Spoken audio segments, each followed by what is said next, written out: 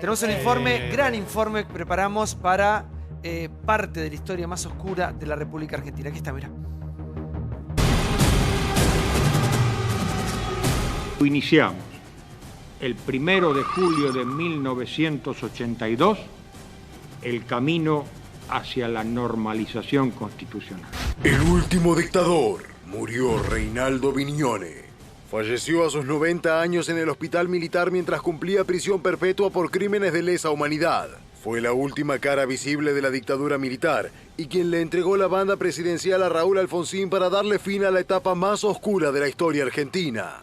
Fue el último presidente de facto de la era militar hasta esta foto histórica que fue el inicio de esta era democrática. Coloca en estos momentos el general Vignone la banda presidencial y ya es recibida por el doctor Raúl Ricardo Alfonsín. Había recibido una condena en 2017 que la habían ratificado junto a Santiago Riveros a prisión perpetua por crímenes de lesa humanidad. Siempre dije que una persona que tuviera mucha edad, como tengo yo, y hasta más de 70, y sobre todo si está enferma, debería cumplir prisión domiciliaria, y no me importa cuál haya sido el crimen, porque el gran desafío del tema de los derechos humanos es la igualdad ante la ley. Tengan fe. Muchas veces se le ha requerido, ¿no es cierto? Yo comprendo que muchas veces se le ha requerido. Una vez más, no puedo menos que requerirle eso. Yo le pedí a Vignone en su momento que no maten a mi hija, que se había hecho para ellos una cosa ilícita, la juzguen, la condenen, que la íbamos a esperar. Se puso furioso y me dijo que los mataban a todos. Acá no hubo 30.000 desaparecidos.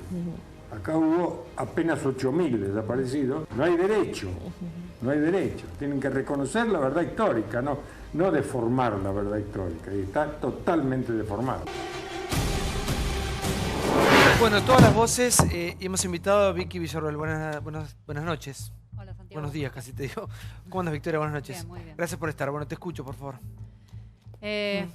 A ver, como todos saben, yo abogo por las víctimas del terrorismo, que es el gran tema que no está ni en la boca de los periodistas, ni en la boca de los medios, ni en la boca de este informe que acabamos de ver. Las víctimas del terrorismo son miles de ciudadanos inocentes que fueron agredidos por las organizaciones terroristas, principalmente en democracia, y que hasta el día de hoy siguen sin derechos humanos. Hoy murió el único presidente de facto que no fue juzgado en la causa 13, es decir, durante el gobierno de Alfonsín no se juzgó a la cuarta junta militar, de la cual integraba Vignone uno de sus lugares.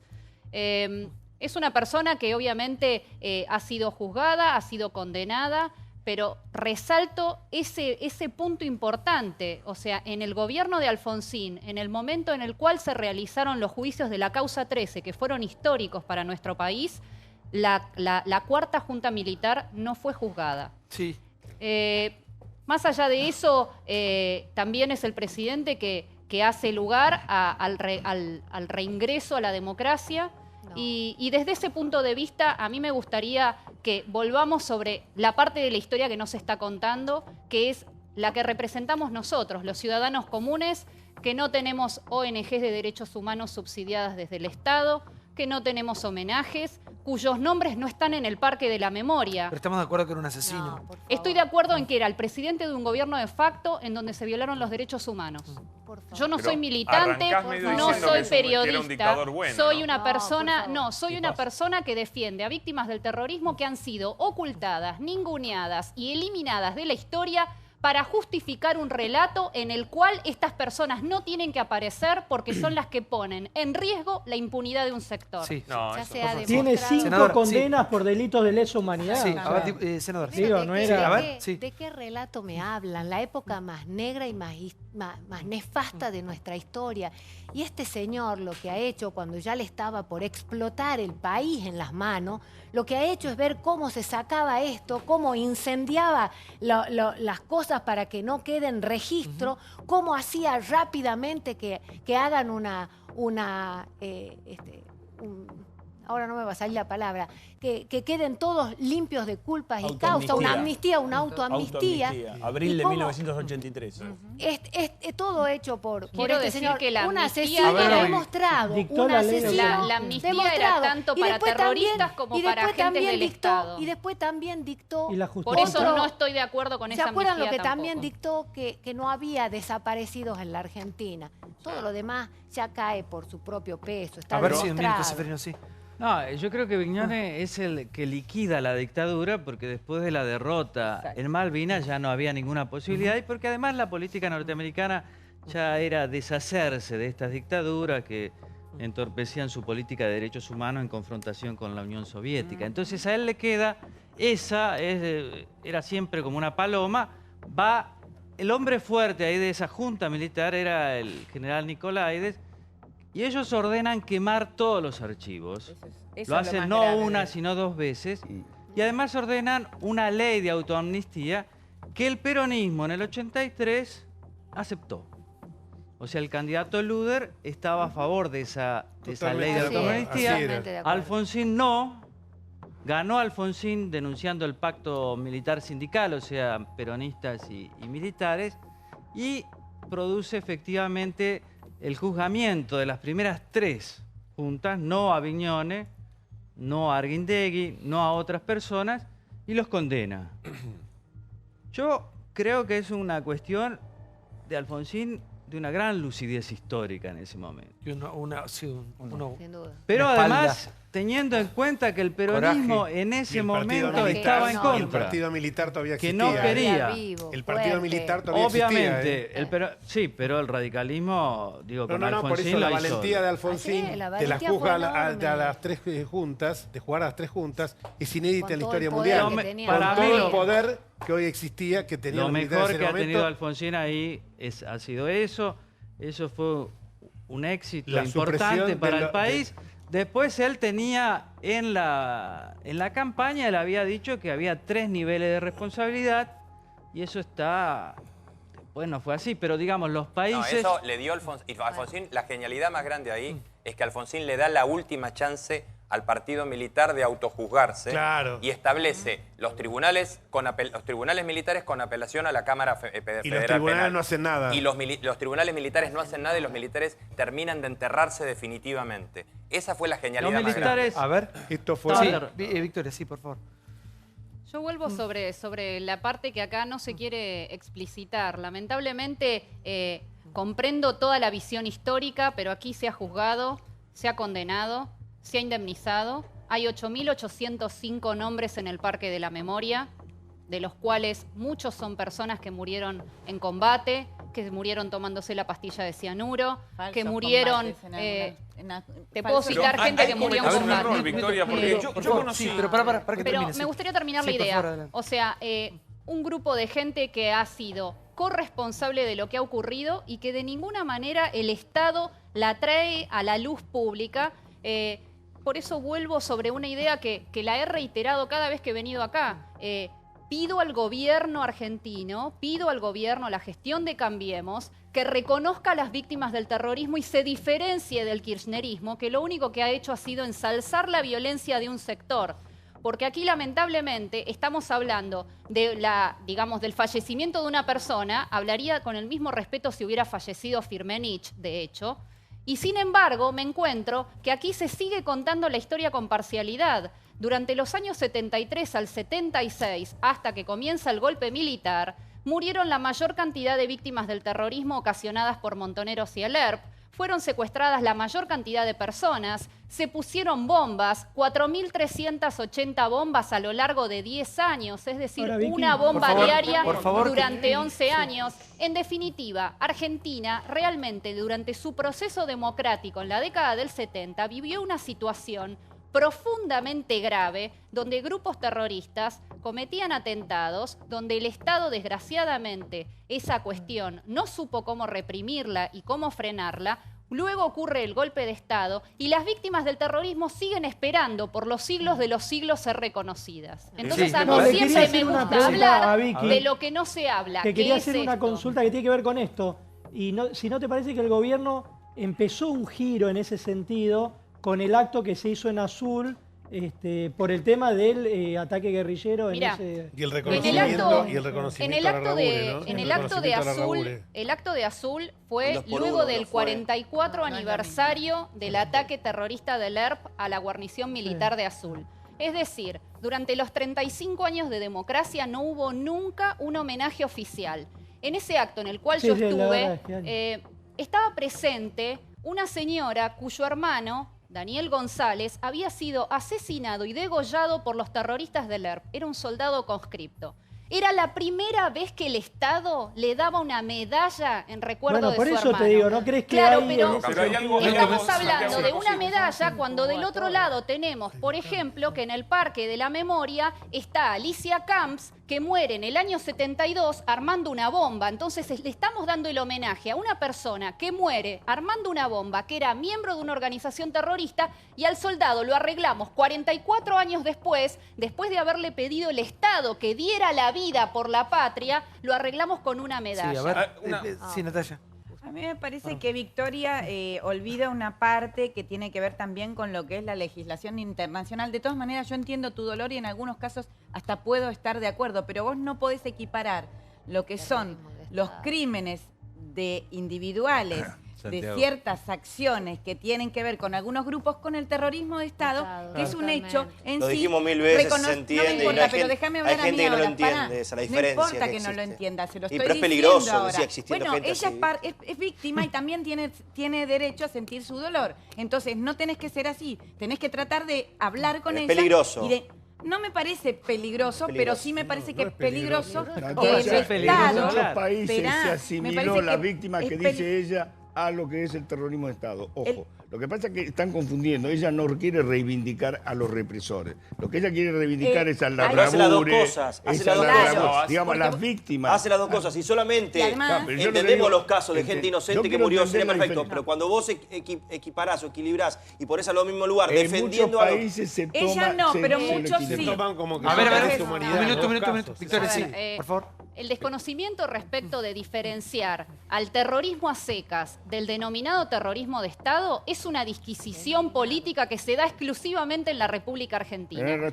A nadie en el exterior se le ocurre considerar que una víctima muerta en las Torres Gemelas vale menos que una víctima que puede haber sido abusada en sus derechos humanos por el Estado. Nadie hace esa diferenciación. No está en el Estatuto de Roma, no está en los tratados internacionales de derechos humanos que la Argentina ratificó. Eso se basa exclusivamente en sentencias. Es verdad, pero en la Argentina no se puede repensar nada porque estamos con una grieta que nos parte... Claro, pero no podemos decirle a la sociedad que hay un terrorismo mayor que el otro. No le podemos decir a la sociedad que hay una víctima que vale más que otra. El contexto de América Latina para ese tiempo.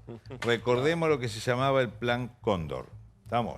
Hubo un Plan Cóndor en América Latina que significó el intento de exterminio de cualquier embrión revolucionario para todo el continente, que estaba irradiado por el triunfo de la Revolución Cubana, pocos años antes, y que en todo caso no es un problema de disputas parciales, sino que fue un plan sistemático de exterminio de toda América Latina, en Brasil, en Uruguay, en Paraguay, en Argentina, y la más dolorosa en Chile. O una de las más dolorosas. Todas son dolorosas. Son todas dolorosas. Depende de la población. En Chile tuvieron 3.000 muertos porque son muchos menos. Pero digo, una de las más cruentas, la de Pinochet. ¿Está bien? Entonces, esto, para que no lo perdamos de vista, sucedió en América Latina. Entonces no es una cuestión que porque los terroristas querían tomar el cuartel de Azul. Era una cosa mucho más compleja, bastante más compleja. La segunda cuestión, si no estaban de acuerdo con los métodos, bueno, vayamos a la justicia. Pongámoslo en cana. No lo hagamos desaparecer. A mí me dio un poco de tristeza escuchar la Victoria, porque yo también conocí víctimas inocentes del terrorismo y creo que vos no les hacés ningún buen favor cuando en tu discurso mezclas una cierta reivindicación a cosas que pasaron. Vos empezaste hoy hablando de Vignone como el dictador bueno, ¿no es cierto? En tanto en cuanto vos sigas mezclando esas dos ideas, no vas a hacer nada positivo por las víctimas. Esa es tu interpretación. No pongas palabras en mi boca que yo no dije. Lo interpretamos todos. Pero no.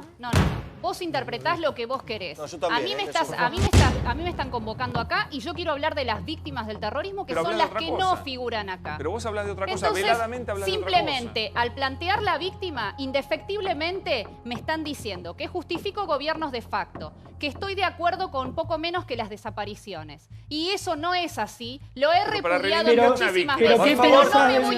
Pero no me voy a concentrar en ese punto cuando tengo 17.380 víctimas sin reconocimiento. Cuando tengo víctimas que se suicidan porque sus agresores están libres y haciendo apología. Y quiero decir algo más. Eduardo hablaba del Plan Cóndor. Bueno, te comento que existió la Junta Coordinadora Revolucionaria que nucleaba en América Latina a todas las organizaciones terroristas. Claro, acá en Argentina tuvimos operando a Tupamaros, a miristas chilenos, tuvimos a los de la FARC. Luego después se agregaron otros grupos como el OPR 33 de Uruguay. O sea, nosotros operábamos en otros países y en nuestro país operaban también terroristas. Sí, ahora, ¿cómo puede ser que con la legislación internacional, que es sumamente clara y sumamente inclusiva de la víctima del terrorismo, en este país la dejemos afuera cuando estamos hablando constantemente de lo que ocurrió hace 40 años atrás? Y quiero decirte algo, están muriendo los protagonistas de esta parte de la historia, pero ¿sabés qué? Esta historia se la legaron a mi generación y a las generaciones venideras. Y todos los que estuvieron implicados en este tema no han sabido resolver este tema, siguen comportándose incluso... Me refiero puntualmente a los miembros de las organizaciones terroristas que nunca han hecho un mea culpa, se siguen comportando como adolescentes. Mientras tanto, esta grieta, este dolor, esta separación y esta división de la sociedad argentina continúa por los siglos de los siglos. Para que voy con Claudio antes, sí. Santiago, el drama que vivimos en la Argentina se sigue reabriendo con mucha pasión, con mucho dolor. Nos acercamos también, estamos en el mes de marzo, nos acercamos al 24, va a ser otra fecha en la que seguramente esto volverá a reabrirse, a debatirse, y yo creo que tenemos que escucharlo con mucho respeto, sin por eso renunciar a la historia, ¿no? A la visión histórica.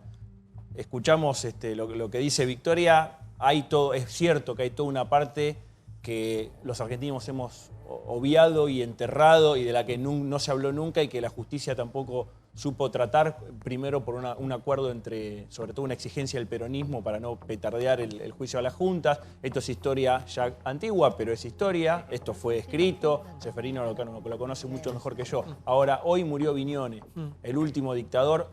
Le pedimos a todos los argentinos que jamás dejemos que haya otro Vignone, otro Videla, otro Galtieri, otro Viola, o quien fuere. Y mientras los escuchaba, me acordé de una pequeña anécdota que junta con lo que hablábamos antes de cómo se vivía en esa época. Me contó nuestro compañero Juan Carlos Guillemet, un periodista hace muchos años, hermano de Pepe, un fotógrafo de la vieja escuela.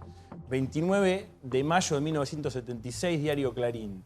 Llegan los militares, rompen todo el mundo a tierra en el pasillo que une la calle Tacuarí con la calle Piedras, en fila. Nadie entendía lo que pasaba. ¿Sabés lo que había ocurrido? Querían saber quién había hecho la tapa.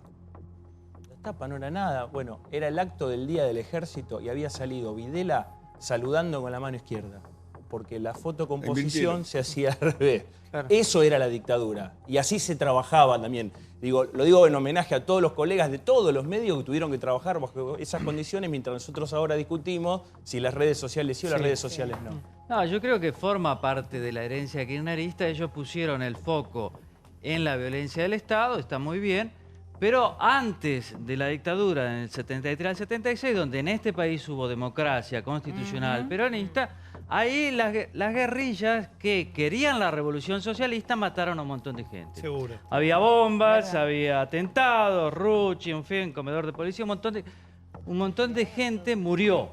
Y esa gente son víctimas también, y tienen hermanos, tienen parientes, y eso está ahí por aflorar. El kirchnerismo se ocupó de otra cosa, porque Néstor estaba en otra cosa. No era que había estado antes en esa cosa, pero después sí porque le convenía.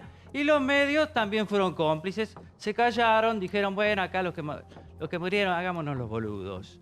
Ahora, hacerse el boludo no sirve porque esas víctimas existen, están ahí, están en otros lados. Y yo creo, que la verdad, que es lo que busca un periodista, o lo que busca un historiador, aflora siempre. Entonces, por más que el kirchnerismo con todo el poder que tuvo no los quiso atender, ellos están ahí. Y son organizados, y la verdad es como un reflejo de las otras víctimas. Yo sigo creyendo que la violencia estatal es peor, pero no niego que esa violencia mata y que, por ejemplo, para la esposa de Rucci, que lo haya matado uno u otro es lo mismo. Pero si lo mataba la AAA, investigaban en este país. Como lo mató Montonero, no investigan nada. Pero no es que no investiga. Cuando asumió Alfonsín, fue Firmenich condenado a 30 años de prisión. Fue detenido en Brasil. Firmenich, Vaca Narvaja, perdía. Por favor, sí. Lo indultaron. Señora, sí. Pero lo indultó Menem. Una de las cosas de la diferencia con relación a lo que él decía con el tema de la violencia estatal, cuando mamá tuvo que salir a buscarlo a papá desesperado, ahora en abril es un aniversario de su secuestro, tenías todo en contra, no había dónde golpear, no había Estado, no había justicia, no había nada para reclamar. Y tuviste que salir, es más, muchas veces haciendo esas búsquedas eran desaparecidos los propios familiares. Esa es la diferencia terrible entre lo que usted dice y lo que dice usted. Lo que a mí me preocupa también es ese negacionismo del número. Porque las tesis negación, los que niegan el holocausto te dicen no fueron 6 millones, fueron 300.000. Cuando hablan de que fueron 7.000 o 8.000, les voy a recordar dos cosas. La dictadura, a fines del 83, antes de que venga la democracia, ellos ya reconocían 11.000. Los documentos desclasificados en Estados Unidos te hablan 22.000. En algunas cuestiones... No, perdón. Ese mi padre... No me venga a mentir. Sí, lógico. Le voy a pasar a usted que un estudioso, le voy a pasar la documentación. Pero es que es una mentira total. En el número... No, pero que en el Nunca Más, mamá trabajó con Graciela Fernández Mejide recolectando testimonios en Corrientes. Eran muy valientes los que se animaron a declarar en esa época porque el miedo, el mismo que los que declararon en los juicios a la Junta, el miedo era imposible. Tuvo que pasar mucho tiempo de la democracia para que mucha gente se anime a hablar. Es más, al día de hoy todavía hay gente que no se ha animado a contar sus historias. Por ejemplo, los hijos de los represores que recién ahora salen a decir y a organizarse de lo que eran esos monstruos a los que algunos los quieren mandar a prisión domiciliaria. Sí, Victoria. Araceli, imagínate el miedo que siente una víctima que volaron a un familiar con un coche bomba y tiene a los terroristas no solamente libres e impunes, sino ocupando a veces puestos de gobierno. Imagínate el terror que siente una persona que de un día para el otro, sin militar en absolutamente nada, sin saber por qué, le despedazan la hija. Y te voy a decir quién, por ejemplo. Laura Ferrari era una estudiante argentina, hija de italianos, que el 8 de septiembre de 1975 fue asesinada por un coche bomba enfrente de la Universidad de Belgrano. Hoy su nombre figura en el Parque de la Memoria como asesinada por el Estado. Entonces, ¿sabés qué sucede? Que cuando la verdad se tergiversa de esta manera, para mí es importante el número. Yo te puedo justificar cada una de mis 17.380 personas. No puede ser que con el dinero del Estado estemos hasta el día de hoy pensando en una cifra mitológica que le falta el respeto, no solo al pueblo argentino, sino a los mismos desaparecidos. Victoria. Porque los mismos desaparecidos tienen sus familiares el derecho de saber la verdad. Victoria, muchísimas gracias. Vamos al próximo informe y presentamos al titular de Sistemas de Medios Públicos de la Nación. Lombardi, ¿cómo le va? Muchas gracias por estar con nosotros. Vamos a estar hablando de qué pasa con los cantos al presidente de la Nación que llegaron a la TV pública contra Macri, ¿no? Esto pasó en el programa, creo que de más éxito del canal, que es Cocineros Argentinos. Esto sucedió, aquí está Lombardi. ¿Qué pasa con los medios públicos? Esto, mirá.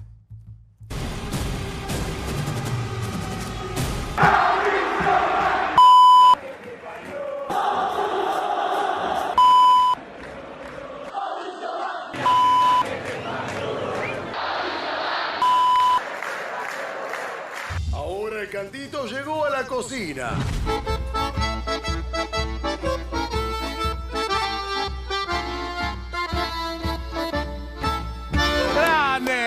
César. La César. Pavón Orquesta con el hit del verano, mi querido.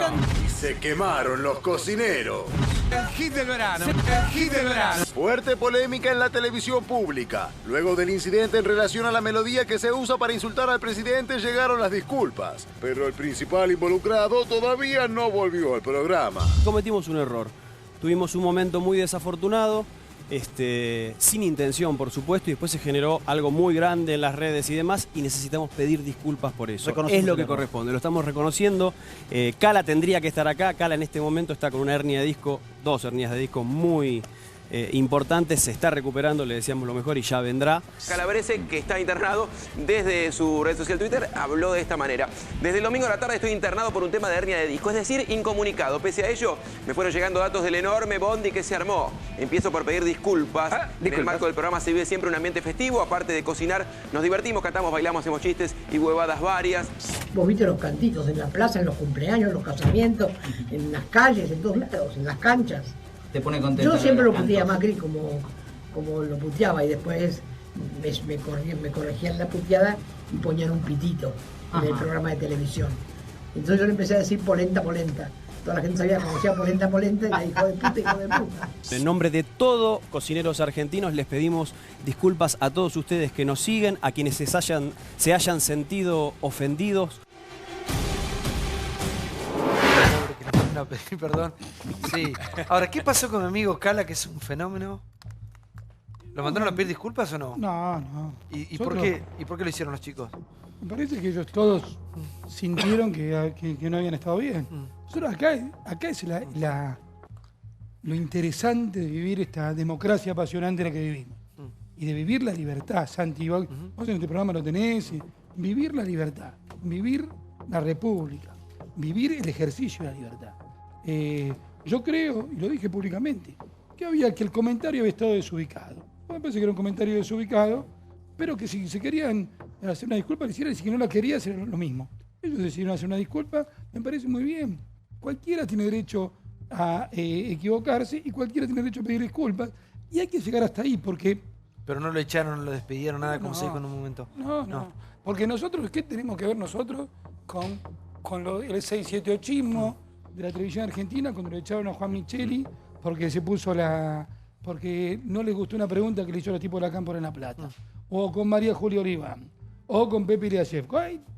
El cristianismo echaba. Nosotros no, nada que ver. Nosotros se vio un clima de libertad tan grande. Y es interesante lo que pasa. Yo estoy mirando hoy redes, ¿no? Ten cuidado con las redes, y las redes, por la misma naturaleza del anonimato, como en cualquier cosa, tienden a tener más visión, las expresiones más extremas. Entonces tenés un grupo que dice, hay que echarlo, le faltó el respeto al presidente de la nación, hay que echarlos a todos, una vergüenza. Algunos en las redes dicen eso. Y hay otros que dicen, jamás debieron decir, ni siquiera insinuar que pidieran disculpas. Me parece que hay un camino mucho más inteligente, mucho más tolerante, que tiene que ver con este pleno ejercicio de la libertad en la cual vivimos, que es, señores, si alguien cometió un error, si quiere pida disculpas, está bueno que pida disculpas. Chao. Igual es la televisión, la televisión de todos, no es un canal más. Por eso, es la televisión de todos. Ahora, no me parece, tampoco no es tan grave lo que pasó. Por eso, a ver, no es grave. Totalmente, a ver, la dimensión de la respuesta tiene que ver, como en cualquier cosa, con la dimensión de la afrenta.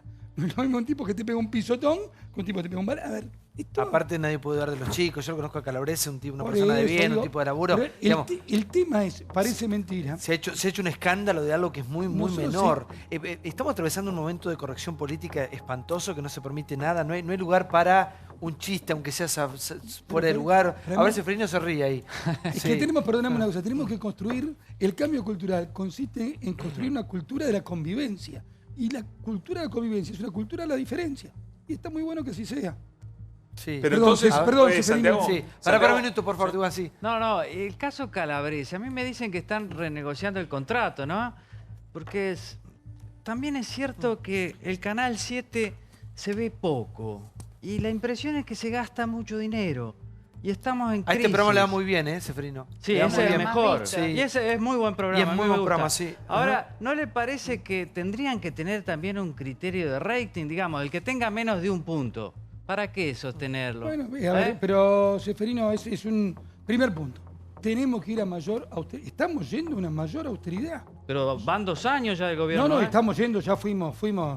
A ver, para hacerte claro, tenemos el mismo presupuesto en valores nominales que hace 2 años. ¿Cuánto es el presupuesto? 2000, lo que aporta el Tesoro Nacional entre la Canal 7 y las 48 emisoras nacionales son 2.700 millones de pesos. Y queremos que sea cada vez más austero porque tenemos otras prioridades. La televisión pública es importante porque garantiza información para todos. Es elemento esencial de la República. Pero tenemos que ser muy austeros. Se pagan, por ejemplo, yo sé que es antipático decirlo, es lo antipático que decirlo, se pagan sueldos muy altos, más altos que en la actividad privada. Y nosotros no podemos, tenemos que ser. Por eso hemos propuesto que no haya aumentos este año y lo decimos. ¿Vos te pensás que a alguien le cae simpático? Estamos hace 3 meses, desde que empezó el año, defendiendo una paritaria sin aumento. Porque defendemos la plata de todos nosotros. Hernán, 280.000 pesos de Nadia Cisenko. ¿Es cierto? El otro día estuvo Nadia Cisenko y me dijo que jamás ganó esa cifra. Nadie era la chica, la señora Clima.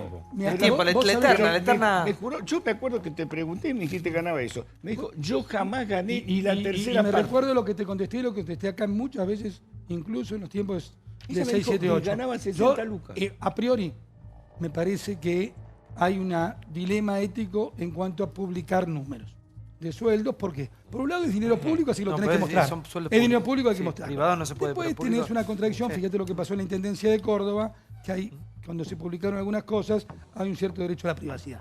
Pero dicho eso, cualquiera que, es más fácil la respuesta, que cualquiera que dude lo que estamos diciendo, que muestre los recibos. Cuando muestra los recibos se acaba todo.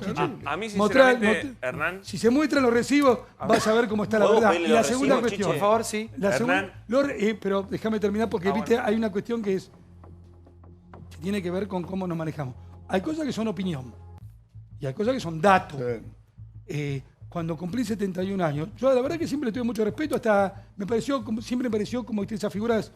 Igual dijiste algo peor que el sueldo, dijiste la edad, no se dice eso. Estuviste mal. La echaron por vieja, entonces. Pero... a ver. Le dimos la jubilación, pero si no, imagínate la cantidad de chicos jóvenes. Pero hay un estilo, viste que trato de mantener ese respeto. No la echamos por vieja. Está muy bueno que la gente que se jubile y que haya jóvenes que puedan entrar a cumplir la misma misión. O sea, Telegram tampoco le renovarían en TV público. Estás comparando dos cosas. Una cosa es un contrato, otra cosa es un laburo permanente. Me parece que ese estilo agresivo es lo que poco hace que cultives la convivencia. Sí. Como Carlos Fight, Diego. Sí, claro. Como Carlos Fight. Sí. A ver, por favor. Hernán, ¿está bien que vos opines sobre el contenido de un chiste en un programa de televisión, siendo vos, pero déjame terminar la pregunta, dale. Siendo vos el titular, justamente, como es el titular, si queremos tener una televisión que sea pública y que no sea del gobierno de Mauricio Macri, a mi juicio, vos no tendrías que ni opinar que este comentario fue ubicado o desubicado, porque tu opinión no es relevante en este caso. Vos tenés que conducir los medios, no opinar sobre el contenido. Me parece que ahí estuviste fuera de línea. Es una buenísima reflexión. Nosotros nos hemos cuidado, y este mismo programa, de opinar. Somos muy cuidadosos cuando opinamos sobre el eslogan del programa, todas las voces. Sí, un poquito. Sí. Pero no pagamos de copyright. No, igual es del maestro Isela. Sí. Pero a mí me parece que en determinadas circunstancias, y estamos convencidos, fue una reflexión larga, sí es importante. Porque lo que no puede pasar... Pero tu opinión condiciona. Eso está mal. Justamente lo que hacemos fue decirlo, y vos fijate, está buenísimo el contexto. Salieron como 2 pollitos mojados a pedir disculpas, me dio vergüenza, digo, la verdad. Por una pavada, yo coincido con pero pongámonos de acuerdo. En un medio privado te despiden. Mira, hace un tiempo... ¿Y por qué hay que diferenciar? Y yo no estoy diciendo que haya que echar a nadie porque son compañeros y nada que ver. Pero de Univisión echaron a uno por decir por comparar a Michelle Obama con el planeta de los simios. Hay temas de Estado donde si yo insulto donde trabajo, a mí me echan. O por lo menos tengo un gran problema. Porque hay cosas... No, esperá, yo no estoy diciendo eso. Lo que estoy diciendo es que hay cuestiones delicadas que son de Estado. Es el presidente. Yo no puedo decir la hija del presidente es tal cosa, porque no lo puedo hacer. Pero vos fijate yo no de nuevo. Lo puedo hacer. Pero tomando un poquito, siguiendo... Pero admitamos que es una reflexión interesante. Entre lo que a mí me parecía una censura horrorosa que hacía el kirchnerismo, que te echaba, y no hacer nada, hay una cuestión, opinamos, y lo dije, y está bueno la desgrabación, opinamos esto, y lo seguimos opinando, pero no moveríamos ni un dedo para tomar ninguna medida ni de separación, ni de castigo, ni de nada. Porque es un equilibrio, es cómo construimos y vivimos plenamente esta democracia, esta libertad. No debería ocurrir. Por favor, sí. Hernán, ¿cómo le va? Buenas noches. ¿Qué tal? ¿Cómo está? Quería llevarlo a un tema que han denunciado en las últimas horas los trabajadores de Canal 7, y es que le han descontado unos ítems del convenio. ¿Esto es verdad? Sí, claro, porque pero tenemos 2 minutos para explicarlo. 2. Ahí se han hecho algunas jerarcas sindicales con un enorme nivel de deformación que hay en el canal, han hecho un abuso evidente de los convenios, que hace que, por ejemplo, ustedes saben, todos los que están en el medio conocen que cuando sale un camión de exteriores y de este canal salen 4 personas, del canal 7 salen 8. Sí. Es una deformación. Otra deformación que existe, que es justamente lo que motiva, porque dicen que pelean por la libertad y por las noticias, pelean por plata. Lo que quieren es más plata, donde el promedio del sueldo, insisto, son 85.000 pesos por mes. El adicional que usted dice, y está bueno aclararlo, es que hay un derecho intelectual, ya del convenio del 75, que cuando hay un camarógrafo y un cronista, sí que cobran su sueldo, si esa nota se pasa en el noticiero... El 71. Está puesto. Lo llaman el 4 por 1. El 4 por 1 es lo que se llama técnicamente. Ahora, si se pasa en otro programa, hay un derecho intelectual que debe ser remunerado. Y a mí eso me parece bien. El problema es que durante el kirchnerismo se degeneró tanto la situación que eso, que era un derecho intelectual, se le generalizó a todo el mundo. Todo el mundo cobra 8.000 pesos, haya o no haya notas. Vos fíjate hasta dónde se llega, que es el reclamo de hoy. Es decir, que sacaron el 71. Pero no es que lo sacamos. Si se ejerciera, lo pagaríamos, pero hoy en Canal 7 no se pasa ninguna nota del noticiero fuera del noticiero. Por lo tanto, no lo tenés que cobrar. Sí, Carolina. Bueno, yo quiero aclarar que a mí me parece una barbaridad que se le insulte al presidente de la Nación, ni quiero aclarar que es porque se llama Mauricio Macri. Me hubiera parecido igual que lo hubieran hecho con Cristina. Obvio. Me parece que hay una condición de respeto que los argentinos no debemos perder por la investidura presidencial. Lo dije también acá, que Mirta Legrand se enojó muchísimo en el primer almuerzo, cuando Mirta se sentó en el centro, a su derecha estaba el presidente de la Nación y a su izquierda la primera dama. En la cena, sí. Bueno, sigo. Sí. Con respecto a este programa, que era el tema, me parece que originalmente estábamos tratando, yo creo que es un programa comercial.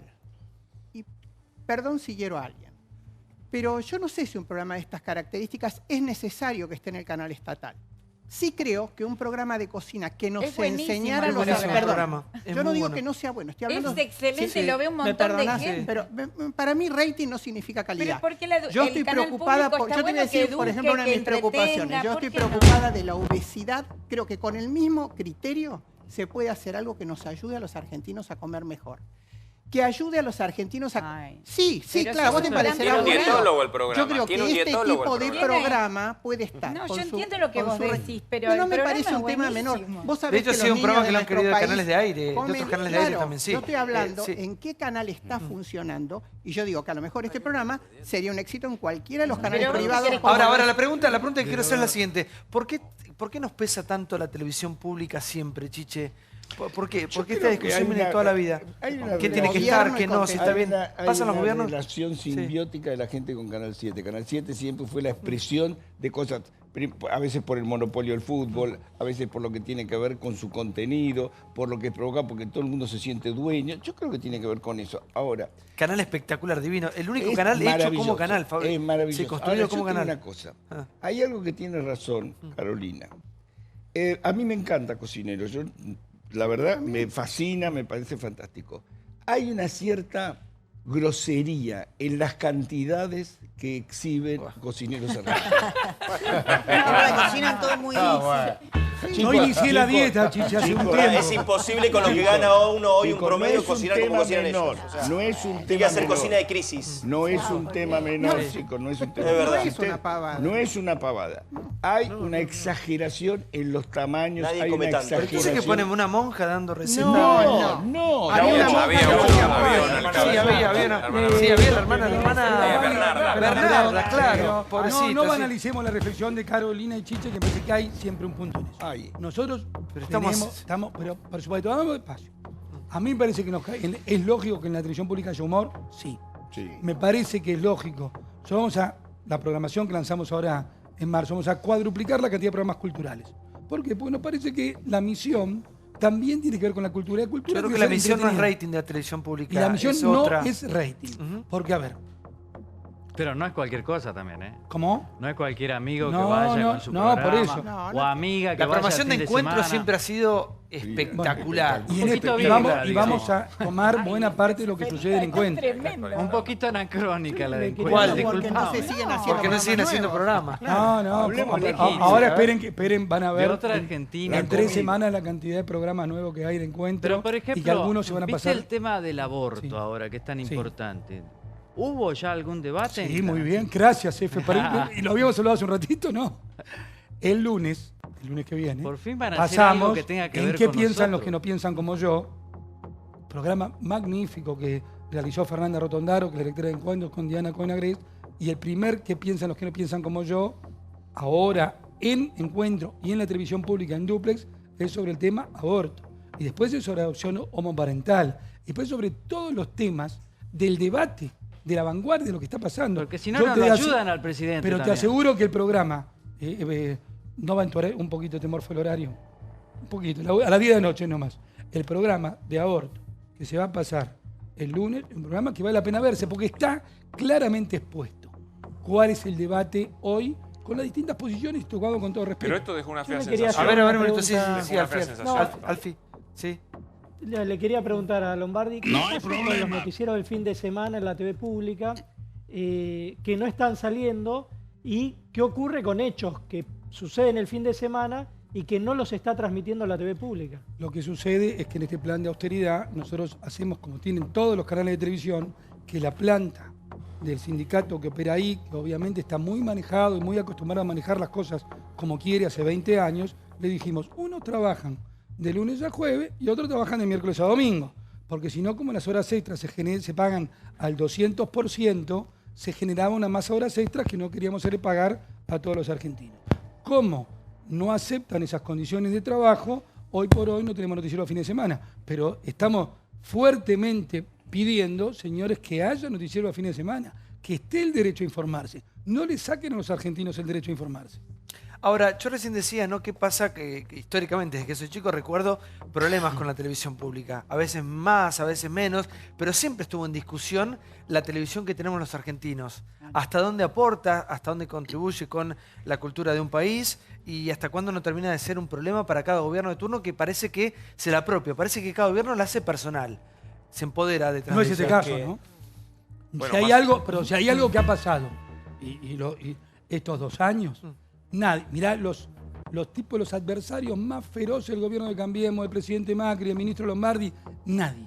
Hoy se habló del 678, nadie Lombardi. pudo decir que fue discriminado en la no hay televisión ninguna pública. necesidad tampoco de hacerlo, porque con Bueno, nosotros privados están tan bien. Bueno, que... está bien, pero hablemos, estamos hablando... Eso vos, pasaba... Seferino, hoy vi que uno te decía inteligente. Ah, vos te dijiste inteligente. No es así. Natalia, vos le dijiste... Sí. Yo digo, pero el argumento... Igual estamos hablando de televisión para pública. decir feo e inteligente. Se dijeron... Sí. Le dice, sos feo y sos inteligente. Pero vos se habló de ni uno, 6, 7, 8. nadie, ni una persona, nadie dijo que no tuvo su lugar y su opinión en la televisión pública.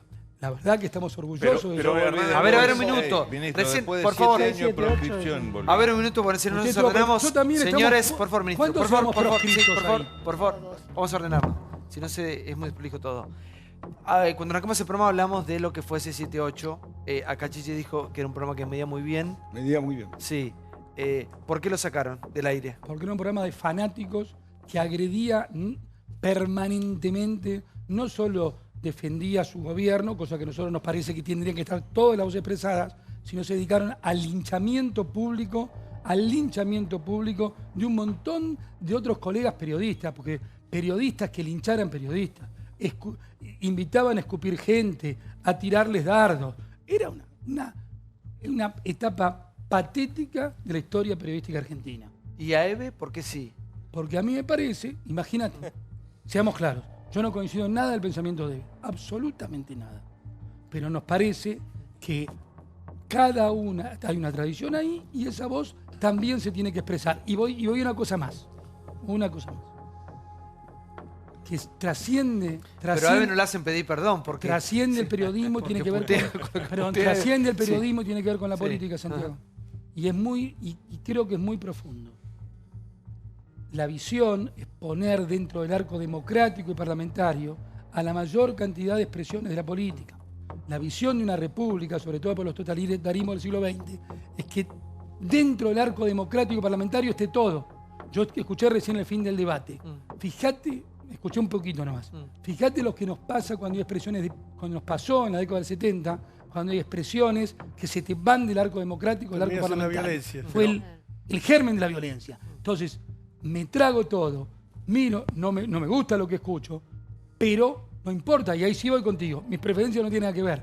Todo adentro del arco democrático y parlamentario. Pero Hernán, recién dijiste, a nosotros nos parece, me parece que esa frase es equivocada. Ustedes lo que tienen que sentar son las reglas para que lo que a vos te parezca o a Macri le parezca no tenga ninguna importancia ni ninguna injerencia en lo que se ve en la televisión pública. Por eso te critico que tu opinión sobre el contenido, para mí, tonto, que no tiene ninguna importancia, ninguna relevancia, de Cocineros, es equivocado. Tenemos que abandonar el me parece, yo opino, yo lo veo, porque es la televisión de todos, no de ustedes. Pero como ciudadano se puede opinar. No, porque es el jefe. Es el jefe, por eso no puede opinar. Los jefes no pueden opinar. No, me parece responsable. En la televisión pública la opinión entonces es su muerto civil. No coincido, francamente no coincido con tu opinión. Claro, no puedes opinar. Tenés que poner las reglas para que marche solo eso. Pero por supuesto, pero sería autolimitarte justamente en la construcción de la convivencia. Porque aquel tema es cómo construimos una convivencia. Vos fíjate que siempre, nosotros vamos a seguir construyendo convivencia con los que piensan diferente. Ahora, las convivencias en cualquier sociedad tienen reglas de juego. Lo que sí tiene que garantizar son las reglas de juego. Lombardi, escucho porque a usted le gusta el cine también. Pero fui a ver otro día la película y se puso a llorar, la de los mexicanos, los dibujitos animados. Coco. Bueno, terminé llorando como un pavote, me da una vergüenza. Tenemos los Oscars de los políticos. Espero que me ayude con esto, porque usted es un hombre de los medios. Las cosas que nos han prometido en la historia, preparamos un informe, fueron poquito. ¿Cuándo fue el domingo? Fue los Oscars. La noche. Bueno, el domingo, hoy es miércoles, pero preparamos un nuevo informe con respecto a la entrega de los Oscars. ¿Qué nos han prometido a lo largo de la historia los diferentes políticos en la República Argentina? Hay para todos y para todas. ¿Para que no esté el informe? ¿Me están diciendo? ¿Qué le están censurando? Tira. Habla sobre los Oscars, dale. No es muy difícil, ¿eh? A ver, me hacen así ahora. Bueno, vamos a bailar un lento. No. Pasamos el mundial gratis, te paso avisos. ¿Pero tenemos el informe o no? ¿O lo vendí al pedo? ¿Lo vendí de gusto? No voy a decir nada, voy a parar acá. ¿Ahí lo tenemos? Por usted, Lombardi. Ahí lo tenemos, dale. Ahí está. Y aquí nos encontramos a la salida del Oscar político con Salma Hayek. ¿Cómo te encuentras, Salma? Muy bien, gracias. ¿Cómo has vivido la ceremonia? La verdad que fue increíble, pero debo ser honesta y admitir que faltaron muchas más situaciones. No comprendo cómo, por ejemplo, no estuvieron nominados Palito Ortega y Eduardo Duhalde. Compañeras, compañeros, la fórmula presidencial: Eduardo Menem, Ramón Ortega. Eduardo Menem, Ramón Ortega. Eduardo Duhalde. Entonces, amigos, creo que esta ceremonia no ha finalizado. ¿Tú qué opinas? Definitivamente creo que no ha terminado. ¡El Oscar político! Bloopers fallidos y otras hierbas. Bien, estos son los nominados.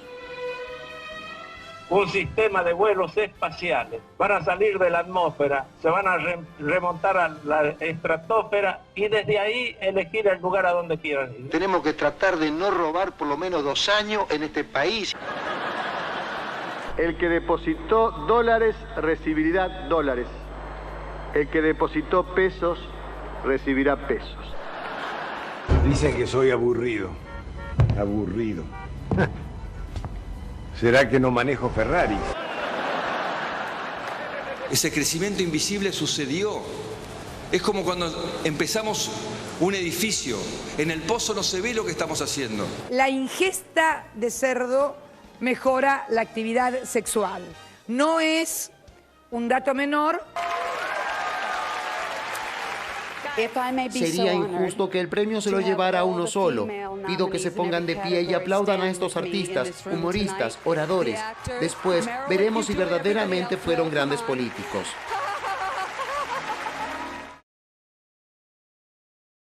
Podemos seguir las cosas que nos han dicho los políticos en la cara. Igual nada supera lo de Carlos Saúl diciendo lo del vuelo, ¿no? Espacial. En Salta, los Oscars se en los un van a colegio de ganar. Salta.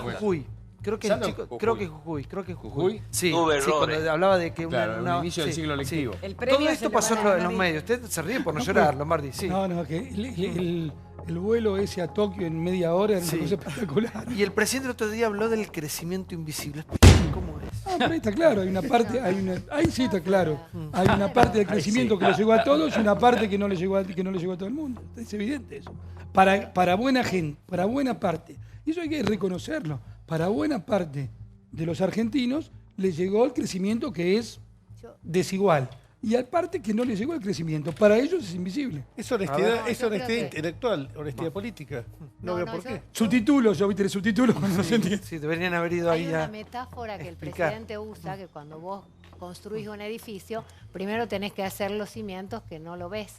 Bueno, en todo en la primera etapa se han tenido que normalizar en el país una enorme cantidad de cosas que iban implicando un crecimiento que todavía no llegaba quizás a palparse por todo el mundo o tan sencillo, pero que los números te lo van mostrando. Y a eso es lo Ahora, que se hay refería. otras frases de Macri que son geniales, ¿no? ¿no? Conmigo, en mi gobierno, la inflación no va a ser un tema, ¿no? Problema. Qué gran frase, ¿no? Es una frase tan estrafalaria que uno dice...